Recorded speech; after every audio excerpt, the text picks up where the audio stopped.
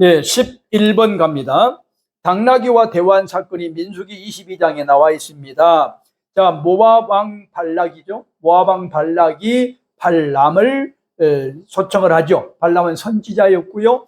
이유가 뭘까요? 이스라엘이 쳐들어온다. 이스라엘이 너무 무섭다. 그러니 이스라엘을 저주해라. 저주하면 이스라엘이 저주를 받는다라고 그 당시 종교는 생각하고 있었어요. 오늘날 같은 말이 안 되지만 그 당시 종교관은 그랬다고요. 오늘날도 그렇게 생각하는 사람 있죠? 우리 옛날에 전설의 고향을 보면 어떻게 돼요? 그 사람을 저주하기 위해서는 인형을 만들어 놓고 칼로 찌르면 마치 고통을 당한다. 말도 안 되는 이야기를 하고 있잖아요. 지금도 그걸 믿는 어리석은 사람들이 이단에 빠지고 또 허누시에 빠져서 그렇게 하고 있잖아요. 말도 안 돼요. 뭐 말이에요, 죽이에요, 밥이에요.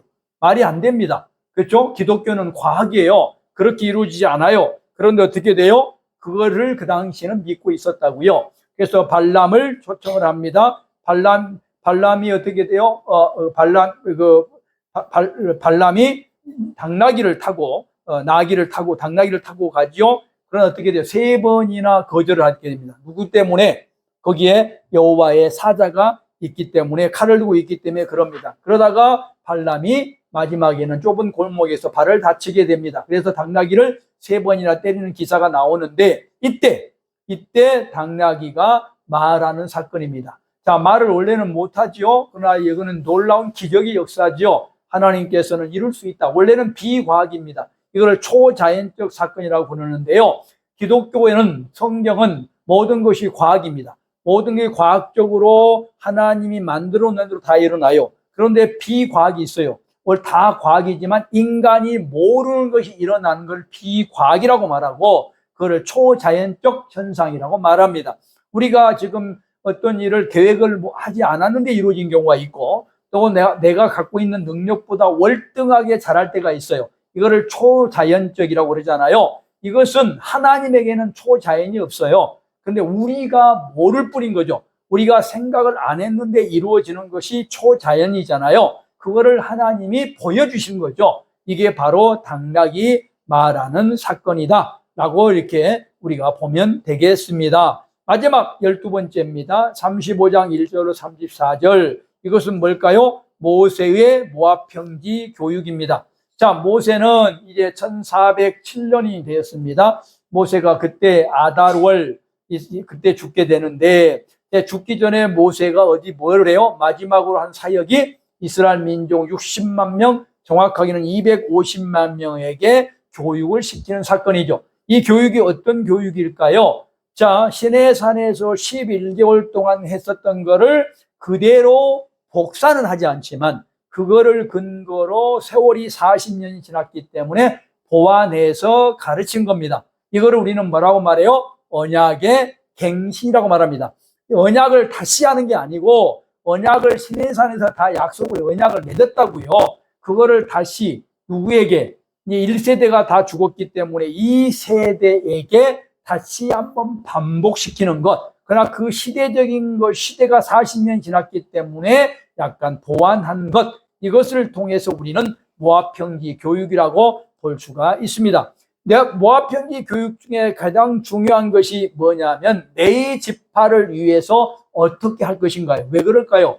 다른 것이 매우 중요한데 내 지파에게 어떻게 할 것인가에 포커스가 맞춰져 있어요. 다른 것도 말했겠지만 성경에 나와 있는 것은 거기에 내 지파 사람들에게 48개 성읍을 주라고 돼 있어요. 48개 성읍을 주라는 말은 무슨 말일까요? 내 지파는 전국에 흩어져 삽니다. 흩어져 살면 그 사람들은 일을 할 수 있어요, 없어요? 못해요. 일을 못하는 이유가 있어요.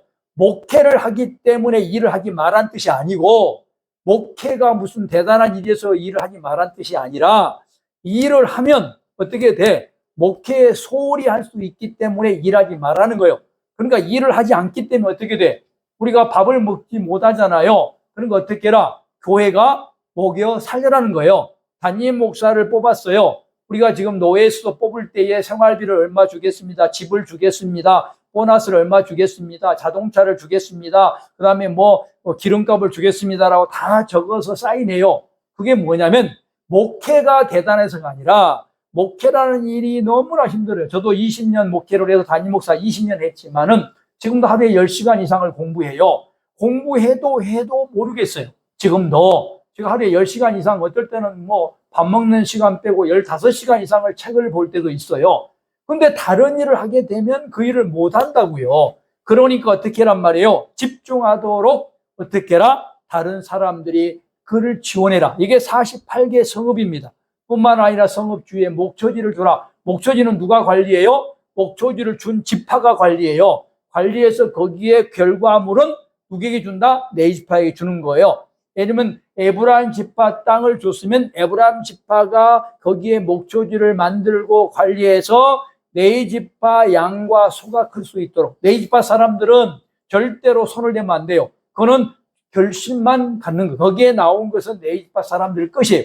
이거를 다른 지파, 12지파에게 책임을 줬다는 겁니다. 이것이 적혀 있고요. 도피성이 적혀 있어요. 도피성이라는 과실치사범에 대한 대접입니다.